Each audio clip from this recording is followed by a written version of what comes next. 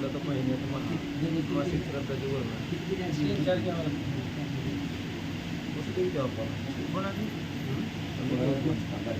तुम्ही घ्या पुन्हा तुम्ही दोघं मला तिकडे जमत नाही म्हणलं जातं तसंच चालू करा. श्री गणेशाय नमः. ओम नमो शिवाय नमः. श्री प्रभू रामचंद्राय नमः. मागुती गरुडा प्रतिमधुसूदन सोय सांगतासे आपण पिंड देह झाला निर्माण त्रयोदश दिन प्राप्त होता. ऐका म्हणले आता पाठीमागच्या अध्यायामध्ये भगवंतानं 10 दिवसापर्यंतचा विधी सांगितला आणि 13व्या दिवशी त्याचा देह तयार झाला. आता काय मगाच्याच ओळीमध्ये सांगितलं की 13 दिवसपर्यंत जीव तिथंच राहतो, कारण त्याचं एक एक एक अवयव शरीर तयार होतं आणि 13व्या दिवसापासून तो पुढं प्रवासाला लागतो. मग आता पुढं त्याचा प्रवास कसा चालू होतो ते भगवंत सांगतात. ऐका. महामार्गे गमन करी प्रेत दिवा रात्री भुभुक्षित मार्गी अशीच पत्र दिवणे भूत दुःख अत्यंत तेने पावती. ऐका आता त्याचा प्रवास सुरू झालेला आहे. 13 दिवसापासून 13 दिवसपर्यंत त्यानं इथंच होता. आपल्या तुमच्या नवमिश्र पिंडानं श्राद्धानं त्याचा असणारा देह तयार झाला आणि 13व्या दिवशी तो जे काही तयार झालेला प्रेत आहे तो प्रेत मार्गाला लागलं. कुठं? यमनगरीला जाण्यासाठी. कारण प्रत्येक जीवाला अगोदर यमनगरीला जावं लागतं, नंतर ना पुढं ठरतं त्यानं कुठं जायचं ते. आणि यमनगरीला जात असताना प्रवास त्याचा रात्रंदिवस चालू असतो, विश्रांती नाही त्या प्रवासाला. मग प्रवास कुठून असतो? प्रवास कसा असतो तर तलवारीच्या काटेरी वन आहे त्या वनामधून त्याला जावं लागतं. जात असताना ती काटेरी वन त्याच्या अंगाला लागतं, वरबडतं, दुःख होतं. त्या दुःखामधून पुढे निघून जावं लागतं. सुदे त्रशेची पिढा फार ऐशी प्रेत पावे यमपुर 86,000 त्रिशतेवर 3 उपर योजनेवरती. आणि जात असताना त्या प्रेताला भूक लागते, तहान लागते आणि असं खूप कष्टानं ते कसं तरी यमनगरीला पोहोचलं जातं. आणि यमनगरीचं अंतर खूप लांब आहे, दूर आहे. 86,000 एवढं असणारं सहस्त्र योजन अंतरावरती ते यमनगर आहे. आणि एवढ्या दुःखी कष्टामध्ये तो जीव त्या यमनगरीला जाऊन पोहोचतो. मी तुके अंतर यमलोकाशी भूलोकाहुनी प्रेत जावयासी 240 योजनासी प्रति दिवशी चालावे लागत असे. एवढं अंतर पृथ्वी तलापासून यमनगरीला जाण्यासाठी आहे. पृथ्वी तलावून यमनगरीला जाण्यासाठी अंतर यमनगरीचं आहे. मग त्या जीवाला त्या प्रेताला रोज 247 योजन चालावं लागतं. 12 किलोमीटरचं एक योजन आहे. तुम्ही हिशोब करा. 12 किलोमीटरचं एक योजन असं भावार्थ रामायणामध्ये त्याचा उल्लेख आहे. मग 247 योजन प्रत्येक दिवशी 3000 किलोमीटर प्रत्येक दिवशी त्या जीवाला चालावं लागतं. आणि चालून पुढच्या असणाऱ्या प्रवासाला यमनगरीला त्याचा प्रवास सुरू होतो. महादुःख मार्गी पावत यमपाशे बद्ध नित्य आहाय जरुदन करीत स्वग्रह त्याजून यमपुरी जाई. जात असताना त्याला खूप दुःख होतं, कारण जायचा रस्ता काही सोपा नाही महाराज, अवघड नाही, अवघड आहे खूप. काटेरी वन सांगितलेलं आहे. तलवारीच्या टोकासारखे केळीच्या पानासारखे ते असणारं वन आहे. त्या वनामधून त्याला जावं लागतं. आणि 247 योजन रोजचा प्रवास आहे. जात असताना त्याला खूप त्रास होतो, दुःख होतं, वेदना होता. आणि ती एकटं नसतं, त्याच्या सोबतीला यमदूत असतात. थांबलं की लगेच यमदूत मारतात, कारण ती यमदूत निष्ठुर आहे. ते कुणाची दया माया किंवा करत नाही. तोडी ती मारी ती जोडी ती निष्ठुर यमाचे किंकर बहुसाल अशा प्रकारे यमदूत मारीत त्याला यमनगरीला घेऊन जातात. पूर्ण संवत्सरात 16 विरामासती प्रेतास प्रतिश्रादी एक मुहूर्त प्रेतास सावकाश वैसविती. पूर्ण 1 वर्षामध्ये 16 विश्राम असतात, म्हणजे 16 आराम असतात. म्हणजे 16 वेळेस त्याला बसण्यासाठी विश्रांती देतात. 1 वर्षाचा प्रवास असतो बरं का. 13व्या दिवशी ती प्रेत प्रवासाला लागतं मृत झाल्यापासून आणि वर्ष श्राद्धापर्यंत ती त्या यमनगरीला पोहोचतं. मग पूर्ण 1 वर्षाचा प्रवास असतो. त्या 1 वर्षामध्ये 16 दिवस त्याला विश्राम देतात. यमलोक यमदूत त्याला थांबवतात, विश्रांतीसाठी बसण्यासाठी देतात. पुढं येते श्राद्ध केल्याचे अन्न भक्षविती प्रेता लागून 16 पुरांची नामे भिन्न एकीकडून श्रवण करा. बघा आता 16 विश्राम असतात त्याला, म्हणजे 16 स्थानकं असतात, बसण्यासाठी ठिकाणं असतात. आणि इथं 1 वर्षापर्यंतचा प्रवास चालू असतो. आपण प्रत्येक महिन्याला मासिक घालतो. मग प्रत्येक महिन्याला घातलेलं जी मासिक आहे त्या मासिकाचा नैवेद्य आहे, तुम्ही दिलेला नैवेद्य तेवढाच त्याला खाण्यासाठी भेटतो, तेवढंच त्याचं असणारं जेवण असतं. म्हणून 16 ठिकाणी कोणची आहेत त्याची नावं महाराजांनी सांगितले. ऐका, वाचा. याम्यानी सौरीपुर नरेंद्र भुवन गंधर्व नगर शैलागमानी क्रूर क्रौंच पुरची विचित्र भुवन ब्रह्वापद दुःखद नाम नाना कंदनपुर सप्तभुवन रौद्र परिवर्षण जान असे दाढ्या विधान बहुभीती धर्मभुवन यामपुर ऐशी 16 पुरे समग्र मार्गी प्रेताशी विश्राम करा असं का केंद्रा जाण आता जी महाराजांनी 2-3 वेळ वाचल्या ती नाव आहेत नगराची. त्या प्रेताला विश्रांती देण्याची गावं कोणती कोणती ती गावाची नावं त्यांनी सांगितली. भगवंतांनी सांगितलं गरुडा अशा प्रकारची 16 ठिकाणं किती दिवसामध्ये? 1 वर्षामध्ये. पूर्ण 1 वर्षाच्या प्रवासामध्ये फक्त 16 वेळेस किंवा 16 गावामध्ये 16 नगरामध्ये त्याला विश्रांतीसाठी स्थान देतात. पुढे त्याचा प्रवास सुरू होतो. त्या मार्गे मरकटा परी प्रेत जाता रुदन करी काय कर्म म्या जन्मांतरी केली अंतरी आठवितो असं म्हणले. मग ते असणारा जीव खूप कष्टी होता, दुःख होता. आणि मार्गाने जात असताना ज्या वेळेस यमनगरीला जाताना त्याला दुःख होतं, त्यावेळेस त्याला आठवतं जीवनामध्ये आपण काय पाप केलंय म्हणून आपल्याला या मार्गाला यावं लागतंय. बघा, आपल्याला आता नाही वाटत, आपण पाप करतो बिनधास्त, आता आपल्याला काही वाटत नाही जिवंत असताना, पण मेल्यानंतर ना पुन्हा त्रास होतोय. उगाच आपण वाईट मार्गाने वागलो, दुसऱ्याला त्रास दिला, पोती कोरोनाला गेलो नाही, तेव्हा आठवतंय. आता नाही, आता तुम्ही तुमच्या सवडीवर या कवा बी. पण तेव्हा आठवतं. आपण जर कथेला गेलो असतो, भगवंताचं भजन केलं असतं, स्मरण केलं असतं, तरी वेदना तरी आपल्याला भोगाव्या लागल्या नसता. ती रडत, पण तेव्हा रडत असताना सावरायला कोण नसतं मारत. यमदूत सोबतीला असतात, ते मारतच राहतात, त्यांच्यापाशी दंड असतो. ते त्यावेळेस तिथं वाचवायला सोडवायला कोणी येत नाही. तुकाराम महाराज सांगतात, तुका म्हणे तुझं सोडविना कोणी, एका चक्र पाणी वाचवणी या. असो मज मनुष्य जन्म असता धर्म अनुष्ठीला नाही तत्वता आळसा आणि निद्रा करिता त्यागीला सर्वता शिष्टाचार. तेव्हा आठवतं महाराज, आता नाही आठवत. मज मनुष्य जन्म असता, मी जिवंत असताना आळस केला, आयुष्यभर झोपलो, कामधंदा केला, संसार ठासून केला, परमार्थाकडे वळलो नाही, भगवंताचं भजन केलं नाही, नामस्मरण केलं नाही, पोथी पुराण कधी ऐकलं नाही, गावात सप्त होतात कधी 1 दिवस कीर्तनाला गेलो नाही, काल्याला गेल्यावर फक्त पहिल्या पंक्तीला जीवन येत होतो, बाकी काही नाही. कीर्तनाचा कोणचा अभंग ही माहिती नाही, 7 दिवस कथेला गेलो नाही. हे केव्हा आठवता? ज्यावेळेस यमदंड करतो. यम जेव्हा करील दंड, तेव्हा कैसे दावाल तोंड, या लागी तुम्ही अखंड श्रीराम भजन करा की राम शोभे. झालं ना त्यातली वेळी.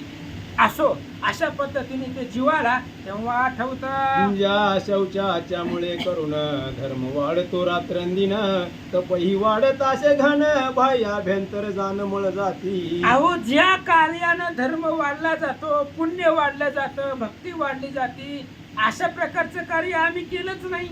त्याच्यामुळे आमच्या वाटेलाही नरक आहे, दुःख आहे. एवढं असणारं यमदूत त्रास देतात. यम त्रास देतो का देतो? जिवंत असताना आम्ही चांगलं कर्म केलं नाही आणि चांगलं कर्म न केल्यामुळं हे दुःख आमच्या वाटेला येतं. असं ती प्रेत, तो जीवात्मा जाताना रडत रडत पाठीमागचं सगळं आठवतं. ज्या निंदेने प्राप्त नरक ती निंदा मी केली न करिता विवेक, धर्मार्थासे हा लोक ते त्या विवेक म्या केला. अहो, ज्या निंदेनं नरक प्राप्त होत आहे, आपण पोथी पुराणामध्ये सांगतो, दुसऱ्याची निंदा केल्यावर नरक होतो, आपण ऐकलेला आहे. मग ऐकून सुद्धा निंदा कशाला करायची? उगाच दुसऱ्याला नावं ठेवायची नाही महाराज. आपण आपल्या तोंडानं दुसऱ्याला वाईट बोलायचं नाही, ती पाप आहे. दुसऱ्याची निंदा करणं, दुसऱ्याला त्रास देणं ही पाप आहे. बालकांडाच्या 11व्या अध्यायामध्ये भगवान परमात्मा वशिष्ठ गुरुला विचारतात, पाप पुण्याचा, पाप कशाला म्हणायचं, पुण्य कशाला म्हणायचं? वशिष्ठ महाराजांनी आम्हाला 2च वेळेमध्ये सांगितलं, दुसऱ्याला नावं ठेवणं हे पाप आहे आणि दुसऱ्यावरती उपकार करणं हे पुण्य आहे. म्हणून दुसऱ्याला नावं ठेवणं ही पाप असताना सुद्धा, नरकाला जावं लागत असताना, हे माहिती असताना सुद्धा आम्ही केलं, म्हणून आज हे आम्हाला नरक भोगावं लागतंय असं ते प्रेत जाताना आठवतं. दारा ग्रह आणि पुत्र यात वय गेले हे समग्र, नित्य अन्नदान परोपकार नाही लव मात्र खर्चिले. बायका, मुलं, संसार, घरदार याच्यामध्ये सगळं आयुष्य घालवलं. दान धर्म केला नाही महाराज. घराला आलेला अतिथी त्याला माघारी पाठवलं. अतिथी माघारी पाठवल्यानंतर ना अतिथी विमुख गेली ह्या जाणं. आपुले पुण्य घेऊन तयाचे पाप देऊन जातो की तो निर्धारी जमीन अश्वमेध मध्ये वय. अतिथी जर माघारी गेला, विमुख गेला, त्याला जर आपण काही दिलं नाही तर त्यानं कमवलेलं जी पाप आहे त्या घरावरती बसतं आणि त्या घरातलं पुण्य तो घेऊन जातो, पुण्याचा साठा. म्हणून अतिथीला माघारी जाऊ द्यायचं नाही. आम्ही अतिथीला कधी भोजन दिलं नाही अशा प्रकारे ती प्रेत जाताना आठवतं. ज्या पुरुषाने धन संचय केला त्याचा जीवितवान्वय, भिकारी जीव प्रेतमय दुःख समय प्राप्त झाला. जीवनामध्ये असताना फक्त धनाचा संचय केला, धन मिळवला, आता संग तर त्याचे काय आलं नाही. त्यानं जेवढं कमवलं सगळं इथंच ठेवलं, संग तर आपल्या काही आलं नाही.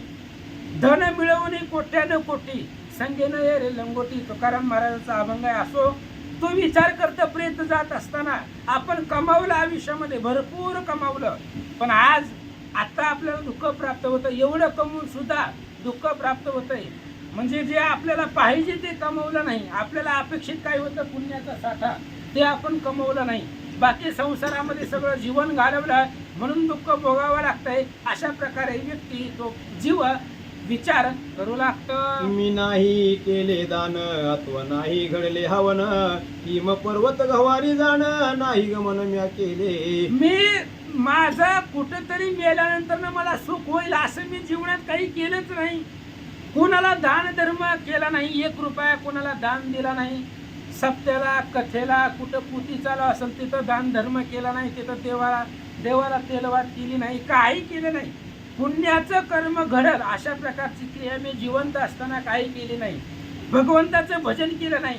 कुठं असणारा तीर्थयात्रेला गेलो नाही. तप म्हणजे तीर्थाला जाणं, देवदर्शनाला जाणं, अशा प्रकारचं काहीच कार्य आमच्याकडून घडलं नाही. म्हणून आम्हाला हे दुःख भोगावं लागतं असं तो विचार करू लागला. नाही सेविडे भागीरथी जळ, जिच्या प्रभावे स्वर्गातुळ प्राप्त होई अंजुळी जळ, एक वेळ सेवताची. तेव्हा आठवतं महाराज.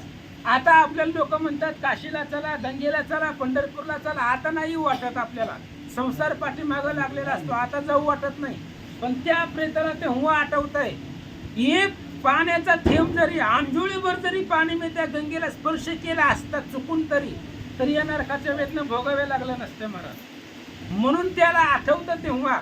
थोडं जरी अंजुळीवर जरी गंगेचं पाणी आपल्याला प्राप्त झालं असतं, चंद्रभागेचं पाणी प्राप्त झालं असतं. गंगा लांब आहे, चंद्रभागा पवित्र आहे. चंद्रभागेला कधी गेलो नाही, गंगेला कधी गेलो नाही, तिथल्या पाण्यामध्ये बुडलो नाही, म्हणूनही दुःख भोगावं लागायलंय असं तो जीव दुःख व्यक्त करतो. आणि नाही खंदिले तलाव, मनुष्य पक्षांचा धरून वा वा, भाव, वा वा. निर्जळ देशे जेते स्वयमेव नाही स्वजवळ जळ केले. मी पुण्याचा साठा कमवण्यासाठी काही केलं नाही. पशु पक्ष्यांना पाणी देणं, त्यांना तांदूळ वगैरे ठेवणं, खाण्यासाठी देणं, हे सुद्धा पुण्याचं काम आहे. मग पशु पक्ष्यासाठी पाण्याची व्यवस्था केली नाही, त्यांना काही खाण्यासाठी पदार्थ दिले नाहीत, जीवमात्रावरती भूतमात्रावरती दया केली नाही, म्हणून मला ही नरकवास भोगावा लागतंय. अशा प्रकारचं ते प्रेत जीव यमनगरीला जात असताना दुःखाच्या प्रवाहामध्ये बुडून विचार करतात. नाही केले नित्यदान आणि न केले गोसेवन, स्व शरीर शुद्धी लागून काही आचरण नाही केले. दान केलं नाही, मी कुठल्याच प्रकारचं कसलंच दान केलं नाही. गायीचं सेवन केलं नाही. गायीचं सेवन न केल्यामुळं, दान न केल्यामुळं मग स्वतःच्या शरीराच्या शुद्धीसाठी पुढे मेल्यानंतर ना आपल्याला सुख प्राप्त होईल यासाठी मी काही प्रयत्न केला नाही असा विचार करू लागला. ब्रह्मयज्ञ, देवयज्ञ, भूतयज्ञ, मनुष्ययज्ञ, शितवारी तर्पण, पितृयज्ञ, पंचमहायज्ञ शरीर हे. आणि 5 यज्ञ आहेत. पंचयज्ञ सांगितले. ब्रह्मयज्ञ आहे, देवयज्ञ आहे, भूतयज्ञ आहे, मनुष्ययज्ञ आहे आणि ही दुःख निवारण करण्यासाठी शीत उष्ण पर्जन्य काळ याच्या निवारणासाठी एक यज्ञ आहे. अशा प्रकारचे पंचयज्ञ आहेत. त्या पंचयज्ञापैकी आम्ही काहीच केलं नाही. म्या नाही केले देही असोनी, नाही रुद्र जप विष्णू पूजनी, देह न लाविला तीर्थयात्रे कारणी, सत्र संग्रह नाही केला. या 5 यज्ञापैकी एकही यज्ञ मी केला नाही. पितृयज्ञ केला नाही म्हणजे पितृ ऋण असतं, ते ऋण संपलं जातं. पितृयज्ञ केलं ना. देवयज्ञ आहे, देव ऋण आहे. मनुष्य यज्ञ आहे, मनुष्य ऋण आहे. भूतयज्ञ, ही 5 यज्ञ आहेत शास्त्रात सांगितलेले. यातला एकही यज्ञ मी केलं नाही. मी देहावर असताना म्हणजे मी जिवंत असताना भगवंताचं भजन केलं नाही, नामस्मरण केलं नाही, कधी कोणत्या देवाची पूजा केली नाही, घरामधली देवपूजा केली नाही, असं कुठल्या तीर्थाला गेलो नाही, कुठल्या तीर्थाला जाऊन तिथलं स्नान केलं नाही, तिथलं दर्शन घेतलं नाही, म्हणून आज यमनगरीचं दुःख भोगावं लागतंय असं ते प्रेत विचार करतात. नाही केले ब्रह्मचर्य व्रत, न निजलो भूमीवरी नित्य, स्वार्थ धरून या मनात वंचना जनात मी केली. कुठल्याही प्रकारचं व्रत आचरण केलं नाही, ब्रह्मचर्य व्रत आचरण केलं नाही, जमिनीवरती कधी झोपलो नाही. कधी कधी जमिनीवरती झोपावं लागतं, सारखंच गादीवरती ह्याच्यावरती झोपून जमत नाही. कधी कधी पुण्याची कामंही करावी लागतात आणि अशा प्रकारची कामं मी कधीच केली नाही ज्यानं पुण्याचा साठा वाढेल, मला पुढे मेल्यानंतर सुख मिळेल, ही विचार मी तेव्हा केला नाही. म्हणून आज दुःख भोगावं लागतंय. कोण बोलतं? ही प्रेत. ज्यावेळेस यम लोक घेऊन जातात त्यावेळेस त्याला वेदना होतात, त्यावेळेस त्याला जिवंत असताना जर मी एवढं केलं असतं तर मला एवढ्या वेदना भोगाव्या लागल्या नसत्या, असं ती विचार जाताना करू लागलं. लोभ काम क्रोध करून गृहभूत गणाशी जाण, शरीर हे तू मनी धरून नाही कल्याण आपुले केले. मी माझं कल्याण कधीच करण्याचा विचार केला नाही. आपण जिवंत असताना आपल्याला महाराज लोक सांगतात, पुतीला येत जावा, कथेला येत जावा, देव पंढरपूरला येत जावा, महिन्यातनं 4 वाऱ्या तरी पंढरपूरच्या करत जावा, माघवारे, आषाढे, कार्तिके, हे 4 वाऱ्या तरी पंढरपूरचं दर्शन, चंद्रभागेचं स्नान, हे आपल्यासाठी हितकारक आहे महाराज. आता आपल्याला नाही करू वाटत, आता आपल्याला वेळ भेटत नाही, पण मेल्यानंतर नाही आठवतं. जर केलं असतं कोणाच्या सांगण्यावरनं किंवा चुकून जरी घडलं असतं तरी सुद्धा ही वेदना भोगाव्या लागल्या नसत्या. म्हणून शरीर कल्याणासाठी मी चांगलं पुण्याचं कर्म केलं नाही असं त्यावेळेस आठवतं. महाराज सांगतात, ब्राह्मण भुक्त शेष नाही सेविले, माता पित्याचे चरण न वंदिले, मधुर वाणी न तोचविले, स्त्री म्हणे चांगले पती म्हण. अहो, ब्राह्मणाचं सेवन केलं नाही, ब्राह्मणाचा प्रसाद कधी घेतला नाही, आई वडिलांच्या पाया कधी पडलो नाही. जिवंत असताना एकदाही आई वडिलाला विचारलं नाही, त्यांच्या पाया कधी पडलो नाही, त्यांना टायमाच्या टायमाला जेवण चापाने काही विचारलं नाही, त्यांच्या जीवाची कधी चौकशी केली नाही. एवढं जाऊ दे हो, माझ्या बायकोला सुद्धा मी कधी चांगलं बोललो नाही, पत्नीनं सुद्धा मला चांगलं म्हणावं एवढं सुद्धा मी तिच्यासोबत चांगला व्यवहार केला नाही. मी मेल्यानंतर ना सगळं त्या जीवाला पाठीमागचं आठवतं. पती मरता अग्नी प्रवेश नाही केला मी सावकाश, वैधव्य धर्म विषयाच कृतोपवास नाही केला, नाही केले शरीर शोषण परांविषयी उद्युक्त मन, पतिग्रहाचे दुष्ट धन कुठ साक्षीन वारंवार. पुन्हा मी शरीर शोषण केलं नाही. शरीर शोषण याचा अर्थ आहे उपवास. मग अनेक उपवास असतील, एकादशी व्रत असेल, चतुर्थी असेल, अनेक बाकीचे जे काही उपवास आहेत ते उपवास आपण करत नाहीत आणि नाही केल्यामुळं मग पुन्हा दुःख प्राप्त होतं. अशा प्रकारचा जीव तळमळ व्यक्त करू लागला. द्रव्य मिळविले अपार नाही तृष्णा शमली लव मात्र, समान पंक्तीस भोजन साद्र पूजा प्रकार न संपादिला. द्रव्य मिळवले महाराज, पैसा कमवला पण त्याच्यामध्ये समाधान भेटलं नाही. अफाट पैसा जिवंत असताना कमवला, त्याच्यामध्ये समाधान मिळालं नाही. घरामधले सगळे व्यक्तीने सोबत कधी जेवलो नाही. एकाचं झाले की एक जेवायचं, एकाचं झालं की एक, असं नाही करायचं. मला घरामध्ये जेवढे व्यक्ती सगळी संघ जेवावं, त्या जेवणाचा आनंद प्राप्त होतो. म्हणून पंक्तीमध्ये भोजन करण्यामध्ये आनंद आहे, एकट्यानं जेवणात काही मजा आहे. म्हणून पंक्तीमध्ये कधी जेवण केलं नाही, सगळ्याच्या सोबत कधी बसलो नाही, दुसऱ्याचं मन प्रसन्न होईल असं कधी कुणाला बोललो नाही. ही मेल्यानंतर ना यम लोक त्रास देतील तेव्हा त्याला आठवू लागलं. काका माझी केली वंचना, न संतोष विले सोजना, ऐशी शरीराची धरून तृष्णा परलोक साधना नाही केली. आसोमध्ये अशा प्रकारे स्वतःच्या स्वजनाला संतोष होईल अशा प्रकारचं आम्ही कधी वागलो नाही, बोललो नाही. स्वतःच्या शरीराचे तृष्णा भागल एवढंच आम्ही पाहिलं गेलं. स्वतःच्या कल्याणासाठी काही केलं नाही अशा प्रकारचा विचार करू लागले. ऐसा प्राणी विलाप गौत मार्ग क्रमित नित्य करीत क्रूर यमदूत ताडित कष्ट प्रेत मार्ग चाले. अशा प्रकारे तू जीव विलाप करतो, दुःख करतो आणि मार्गानं रस्त्यानं यमनगरीचे लोक त्याला घेऊन जातात. ते ताडण करत असतात, मारत असतात, मारत मारत ते घेऊन जातात. ते रडतं, बसण्यासाठी कुठेतरी संधी पाहता पण यम लोक बसू देत नाही. जे 16 मुक्काम ठरले त्याच मुक्कामाला थांबायचं, आधीमध्ये थांबायचं नाही. अशा प्रकारे यम लोक घेऊन जातात. पदोपदी मूर्छायमान ऐसा प्राणी विलाप गहन जाया पुत्राधिक स्मरण क्रंदा क्रंदायमान होत असे. पावली पावली दुःख होतं महाराज मेल्यानंतर ना. फक्त जिवंतपणे दुःख असं नाही, इथं तर सुख आहे पण मेल्यानंतर ना अफाट दुःख आहे. प्रत्येक पावलाला दुःख आहे. मग तिथं आपल्याला बायका लेकरं आठवतात, त्यांच्या आठवणीमध्ये दुःख करावं लागतं, रडावं लागतं. फक्त पाठीमागं यमदूत असतात, ते फक्त त्या दंडाचा प्रहार करत असतात, मारत असतात, थांबवू देत नाहीत, विश्रांती घेऊ देत नाहीत. अशा प्रकारचं दुःख त्या जीवाला भोगावं लागतं. म्हणे हा जाय हा सुत ऐसा हो रात्र शोक करीत तयाचे दुःखाचा भावार्थ किती म्हणून सांगावा की. ग्रंथकर्ते सांगतात किती सांगावं. त्या यमनगरीला जाताना जीवाला किती त्रास होतो, ते किती आक्रंदन करतं, रडतं. शोक वर्णन करण्याच्या शब्दाच्या पलीकडचं आहे. काही शब्दामध्ये सांगावं. एखाद्या जीवाला झालेलं दुःख शब्दामध्ये सांगता येत नाही.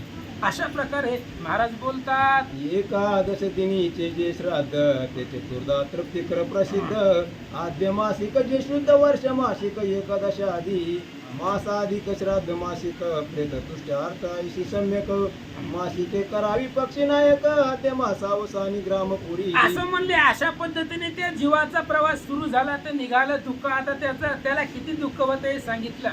पण त्याचा प्रवास चालू असताना इकडे पाठीमागा घरच्यांनीही मासिक करावे लागतात. प्रत्येक महिन्याला मासिक असतं. ते मासिक केल्यानंतर ना त्याचं नैवेद्यच त्याला ते जेवायला भेटत असतं. म्हणून करावं असं भगवंत सांगतात. दूत जाती प्रेत घेऊन पुष्पभद्रा नदी ते जाण आणि निगृध प्रिय दर्शन असे सुलक्षण यमपुरी. आता यमनगरीचं वर्णन सांगितलेलं आहे. आपण बघितलं नसतं पण इथं ऐकून त्या असणारं त्याचं वर्णन महाराज सांगतायत. यमनगरीला जात असताना दूत घेऊन जाताना पुष्पभद्रा नावाची तिथं नदी आहे. यमनगरीला जाताना ती रस्त्यामध्ये नदी लागते आणि त्या नदीच्या किनाऱ्याला गेल्यानंतर ना न्याग्रोध नावाचं वटवृक्ष आहे, मोठं वडाचं झाड आहे. आणि त्या वडाच्या झाडाला हा झाडापाशी गेल्यानंतर ना त्याला तिथं थोडी विश्रांती देतात असं महाराज सांगतात. त्या पुरी विश्राम करविते जाया पुत्र अधिकांची स्मृती दुःखे जीव करी निश्चिती दूत त्या प्रती बोलती मग ते. बघा यमनगरीला जात असताना पुष्पभद्रा नावाची नदी आहे.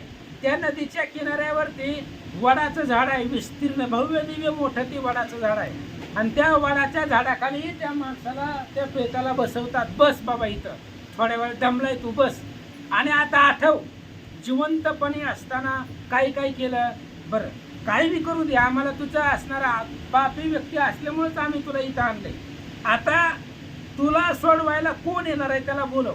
यमदूत बोलताय त्या झाडाखाली बसून. आता या यमनगरीला आम्ही तुला त्रास देतोय. तुझी बायको असेल, लेकरं असतील, मुलं असतील, ज्याच्यासाठी तू आयुष्य घालवलं त्यांना इथं बोलव तुझ्या सोडवणी केला असं यमदूत त्याला बोलतात. म्हणती तुझे कोटे धन कोटे पुत्र जाया सुलक्षण, सुलक्षण कोटे मित्र बंधुजन पूर्व पुण्याने प्राप्त धन ते. मग यमदूत त्याला झाडाखाली बसून विचारतात, बोलव तुझी बायको आहे, तुझी लेकरं आहे, ज्याच्यासाठी तू कमवलं, शरीर कष्ट शरीराला त्रास दिला, ज्याच्यासाठी तू आयुष्य घालवलं त्यांना बोलव तुझ्या मदतीला. दुसरं बाहेरचं तर कोण येणार नाही. मग घरातल्या व्यक्तीला बोलव. कुठे गेलं तू कमवलेलं धन? एवढं पळोपळी करून तू धन कमवलं, कधी पोती पुराणाला आला नाही. आम्ही चल म्हणत होतो, फोन करत होतो, आला नाही कधी. सगळं असणारा शरीराला कष्ट देऊन पैसा कमवला, मग ती धन कुठं आहे, कुठे ती धन?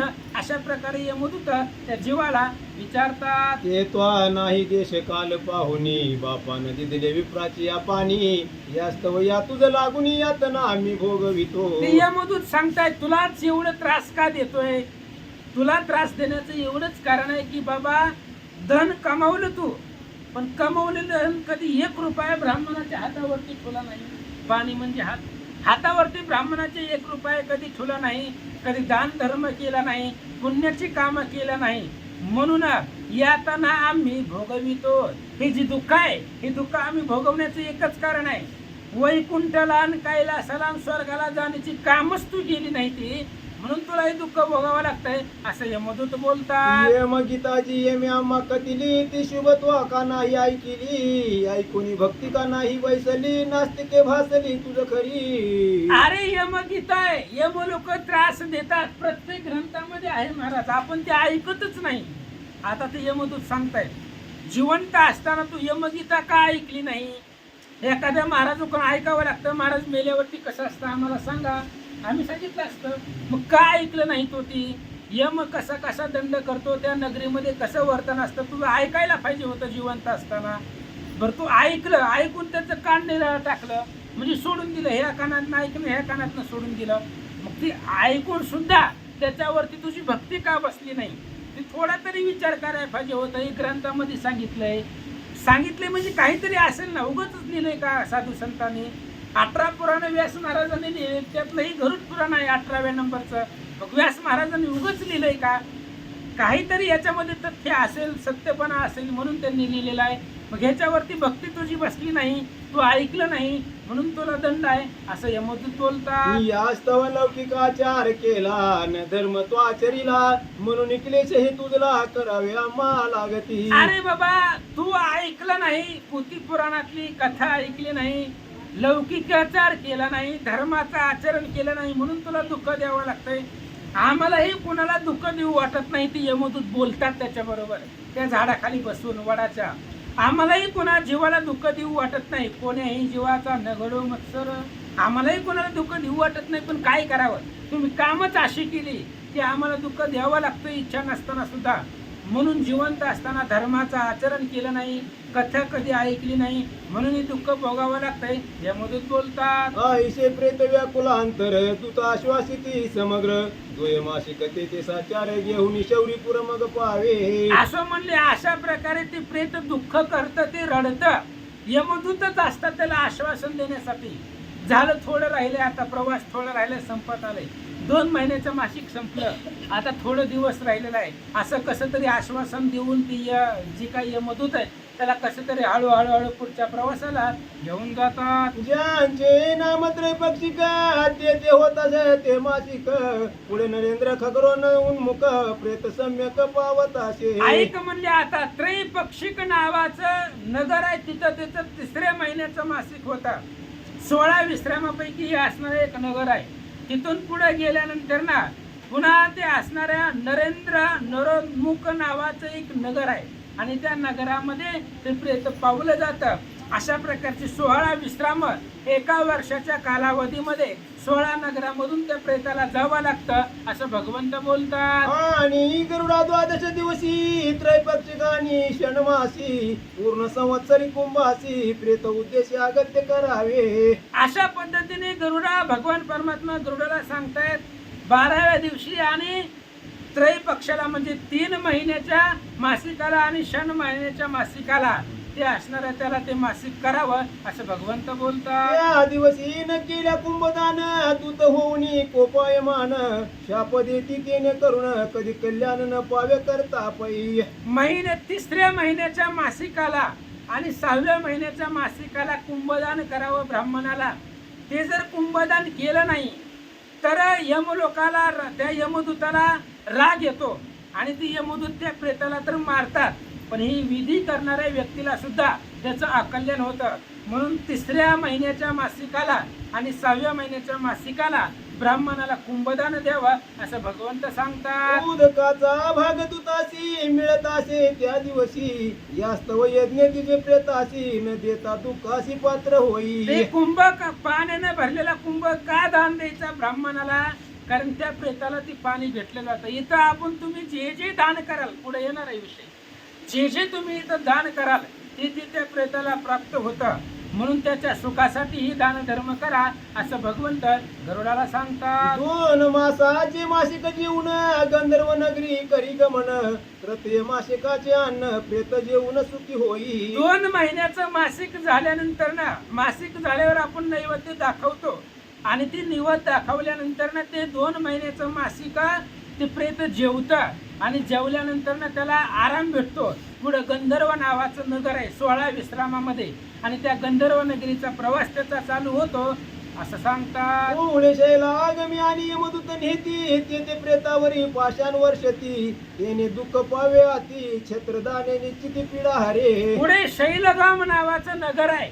त्या नगराच्या मार्गाने यमदूत घेऊन जातात. तिथं गेल्यानंतर ना त्या जीवावरती प्रेतावरती पाषाणांचा वर्षाव करतात. मग त्याला दुःख होतं. त्याच्यामधून सुटण्यासाठी छत्रदान, इथं पृथ्वी तलावरती त्या घरातल्या व्यक्तीनं छत्रीदान करावी आणि ती छत्रदान केल्यानंतर ना ती छत्र त्याला प्राप्त होतं. मग दगडांचा वर्षाव केलेला त्याला ते लागत नाही असं महाराज सांगतात. चतुर्थ मासिक होता ते अन्न जेवणी जाय कुर्रप राहते, ते पंचम मासिकाचे होता क्रौंच पुराते जात असे. 4थ्या महिन्यातलं मासिक पूर्ण झाल्यानंतर ना ते 4थ्या महिन्याचं अन्न ते प्रेत जेवण करतं आणि तिथून क्रूरपूर नावाचं यमनगर आहे, विश्राम आहे, त्या विश्रांतीला पुढं निघून जातं. ते उनचन मासिक करावे अगत्य नेमे देख, तेने करुण्या काही सुख नागांतक प्रेत पावे. पुन्हा आईशे भगवंत गरुडासी कती सुत सांगे ऋषीशी, विठ्ठल सुत साधू जनासी माधव भक्तीची निवेदितो. या अध्यायीशन मासापर्यंत यम मार्गाची कथा समस्त, या ऐकून येत असती तसं ज्ञान नरे तैसीच की आणि जय. अशा पद्धतीने या अध्यायामध्ये 6 महिन्याच्या मासिकापर्यंतचा विधी सांगितला. ही 6 महिन्याचं मासिक आपण करतो, केलेला नैवेद्य दाखवतो, तेच त्याला खायला भेटतं. तिथं जे जे दान करेल ते ते त्याला वरी पोचतं आणि तेच खाऊन पुढचा प्रवास त्याचा सुरू होतो. म्हणून 6 महिन्याच्या मासिकापर्यंत शेवटचं त्याचा असणारा 6व्या महिन्याचा जो मधला टप्पा आहे तो क्रौंचपूर नावाचं नगर आहे, तिथपर्यंत ते प्रेत पोचलं, तिथपर्यंत जाऊन थांबलं आणि 6 मासिकापर्यंतचा प्रवास त्याचा या अध्यायामध्ये महाराजांनी सांगितला. श्री गरुड पुराणे प्रेत कल्पे गरुड नारायण संवादे मासिक कोपाख्याने चतुर्थ अध्याय गरुड श्रीचंद्र रामचंद्र अर्पणमस्तु शुभम भवतु कुंडलिका वरदे हरी विठ्ठल श्री ज्ञानदेव तुकाराम पंढरीनाथ भगवान की जय.